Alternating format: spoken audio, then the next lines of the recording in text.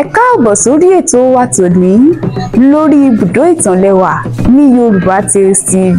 Ibùdó ìtàn lẹ́ẹ̀ tí máa rí ìtàn ìdánilárayá lóríṣiríṣi wò àti àwọn ìtàn tí mú ìrántí ìgbà èwe yín padà.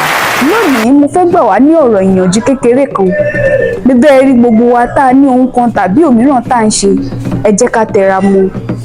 Ibi wọ́n ní ohun tá a bá fara ṣiṣẹ́ fún ní pẹ́ lọ́wọ́ ẹni. Wọ́n sì ní pé ọ̀run yóò ran àwọn tí yóò ràn lọ́wọ́. Bẹ́ẹ̀ bá ranra yín lọ́wọ́, ọ̀run ò lè sọ̀kalẹ̀ láti wá ràn yín lọ́wọ́ o. Nítorí náà ẹ jẹ́ ká tẹra mọ́ṣẹ́ wa. Bá a bá sì ní ohunkóhun tá a fẹ́ ṣe, ẹ jẹ́ ká fi Elédùà síwájú. Bá a bá tún wọnú rẹ̀ tán, ẹ jẹ́ ká fi Elédùà sí. Nígbà a bá tún parí, ẹ jẹ́ ká fi Elédùà ṣìkẹyìn. Ẹ gbọ́ ohùn mi lónìí o. Kẹ́ ẹ sì fi ọ̀rọ̀ ìṣítí tí mo fún wa yìí sí apá àlàáfíà wa ká má bàa fi jẹun. Mò ń bọ̀ ná.